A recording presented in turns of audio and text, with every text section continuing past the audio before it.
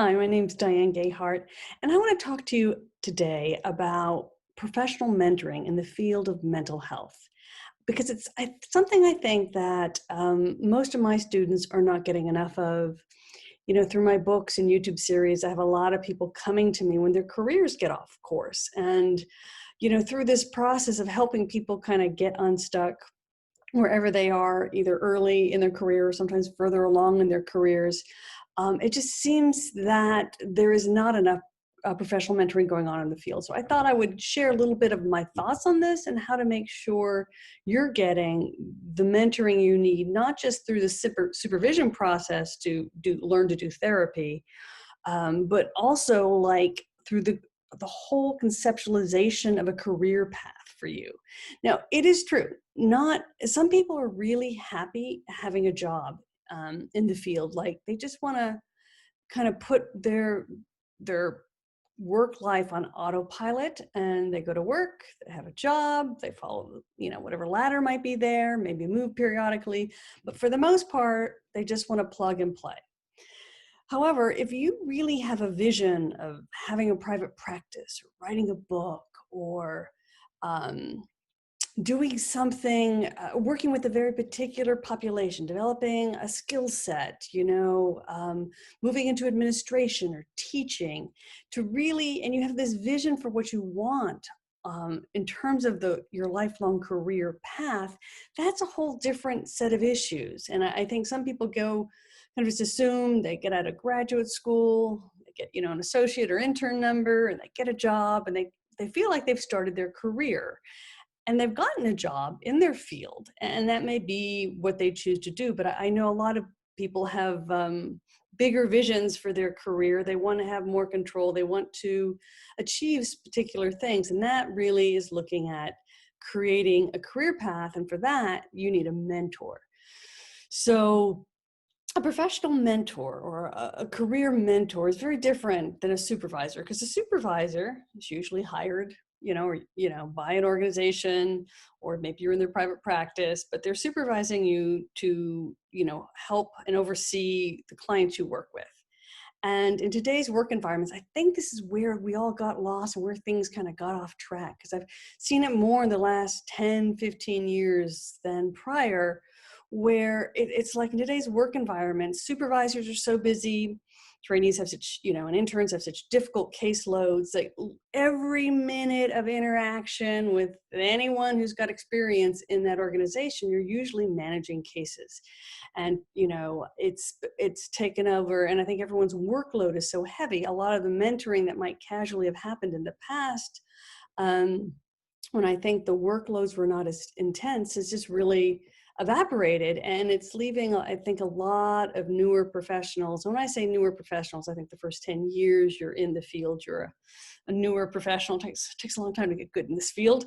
That they aren't getting the mentoring and support that they need. And so I think it is so invaluable to have a mentor who can really help you. And hopefully you're going to have many on your path. And I've noticed that there are three different ways people tend to find a mentor. Sometimes you are formally given a mentor, and that's the label you get through maybe the place that you work. Sometimes there are some professional mentoring programs through some organizations for brief periods of time. For example, when someone gets hired as a new core faculty member where I work, Cal State system, we assign them a mentor. And I often in interviews, people say, who's going to be my mentor? It's somehow most of the people who interview are been coached to ask that question. It's an interesting question to me, because if you're interviewing and you're asking who your mentor is, you're asking for it's an assigned role at that point, because there are many different types. So having formal mentors can be appointed sometimes through either an organization, like you win a scholarship program. Sometimes there's a mentor kind of blindly assigned to you, or sometimes you get that through work. And so those formal mentors, unless you have amazing chemistry with them, help you learn how to navigate that particular system, which is what we do. We have multiple core faculty, always trying to mentor whoever the new people are. So we're hoping between 4 or 5 of us, you find someone who it really works. But we actually will look to have several different mentors to help people through the process of publication. and becoming a new instructor, and each one does something different. That's the first way, is a formally assigned mentor, and that's pretty rare. The second type is the informal mentor, where you just happen to know someone through your personal network or your friends and family network, or somehow you click with someone where you're working or some other organization. And that informally, it's almost more of a friendship, and that you're able to get that mentoring in a much more informal way. And I think for most of us, that's the least common experience. I'm trying to even think if I really had someone who fell in that category. I don't know if I did. But I would consider yourself very blessed if you happen to find an informal one, because it is different when you have someone who's not in the hierarchy in the organization that you're working mentoring you. That's a whole different set of conversations and form of mentoring than you can get than if they're formally appointed like we do in the university system. So it's just, so that informal mentors are very, very valuable, and they're, I think, a lot, they're much rarer to find. And so the third one is where you go out and you seek forms of mentoring. And there are two ways I see this happening in the mental health field. And the first is you decide to get involved with a professional organization like the American Association for Family Therapy, or the American Counseling Association, or NASW, or APA, or something along those lines. And you either find a volunteer position, or you run for election and you get elected to one of these professional organization boards. I really strongly recommend, if you have any ambitions, whether it's private practice or writing a book, or you just want to understand how the field works at a higher level, you will have to invest quite a bit of time usually, but it is really worth it to do these volunteer positions because of what you learn and how you grow as a professional, and how you begin to see whole new horizons for what is possible in the field. So volunteering in professional organizations is one way, or the other way is to seek out CEU type trainings with experts in the field. And honestly, this is how I got most of my professional mentoring. Ended up through, I would go to many trainings with the top minds in the field that I could figure out how to sign up and get to their workshops and learn from them. And you got to ask questions. You got to be engaged. You know, and build relationships. And you'd be surprised, especially when you go to a multi-day training around a particular theory or intervention approach. You will be mentored by those top people in the field, and you will develop relationships with these people that will dramatically transform your abilities, as well as what you can imagine and what you can make possible in your career. And so that's the other way, where you can seek it out and find the mentoring. And there is something very valuable. I mean, yes, we all need mentors within the organizations that we're working in, but I think it's even more important to have people outside that organizational setting to help you see the whole new horizons that you haven't even imagined. Or didn't even know were possible. And I literally spent hundreds of hours in the first decade of being a mental health professional, trying to train with the smartest, brightest, most talented people I could possibly, get myself to one of their workshops. So what it comes down to, though, in terms of mentoring, in terms of seeking out mentoring, any of these forms of mentoring I've discussed, is that there are two things are really involved. One is time, that you as the mentee have to put in time to finding the right person, building those relationships, getting to the conferences. I would think, so in your first 10 years of your career, I think you want to try to spend 1 to 3 weeks out of the year, if possible, getting trained, getting mentored, learning from people, whether you're volunteering at a professional organization, going to multi-day trainings to really develop a skill set. And then it also takes money. That's the other piece of all of this, and that is the tough piece, especially in today's world. And I typically, I believe my target was about 10% of whatever I made in my first 10 years, I reinvested in myself and my career to develop my skill set. And I think in today's world, it's so hard. I live in Los Angeles. I talk to my students and my heart just breaks. So I'm like 5 to 10%, at least when you live in LA. It's really expensive to live here, but usually big names will come through.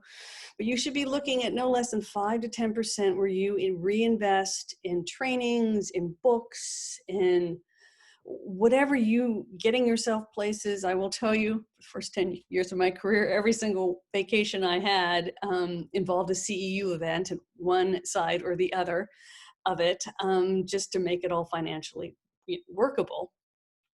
Because it's a tax write-off if you have a private practice to write all those trainings off. It's probably, I think you can check with your accountant, it's probably a tax write-off for any part of your career to go to these trainings.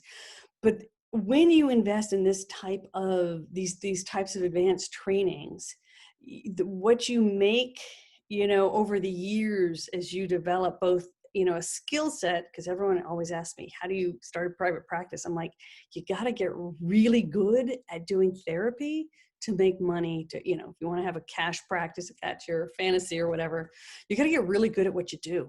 And so there is this investment in the front end of building a career. And I think in mental health, it's a good solid 10 years of investing in yourself. And then after a certain point, though, you're able to,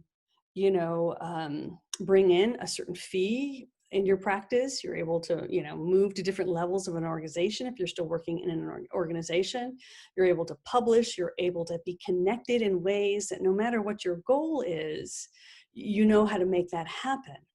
And so I think the income potential goes up dramatically. I try to think about, well, what would my career look like if I hadn't invested in myself in those early years, learn from everyone I could, from the brightest minds around. What would my career look like? What would my income be like? And I think those many years of conferences and trainings and connecting and networking have just paid dividends that were truly some of the best investments in my entire life. I bought property in California, so I don't know how that's going to really ever work out. So thank God I took my early career courses. So when you think about developing a career in the field of mental health in those early first 10 years of being a new professional, it's so important to get clear what your goal is, to really think about your career path beyond the current job that you're in. If you have aspirations for doing really exciting, adventurous, new things in the field. And this is what's so wonderful about this field. There's so much you can do with, a degree in this field, with a license in this field. There's so many career paths that are available to you, from teaching, consulting, private practice, working in agency settings, being a supervisor, writing books, being a public speaker. There's just, the list goes on and on. Forensic work. It just goes on and on. There's so many ways to use this degree to develop a career that you absolutely love, that feeds your heart and your soul and your mind. So, so hopefully this has given you a sense of what professional mentoring can be like. And, because this is an area of passion of mine, I am developing some courses to help new professionals. There's a basic course that kind of just gives you the content.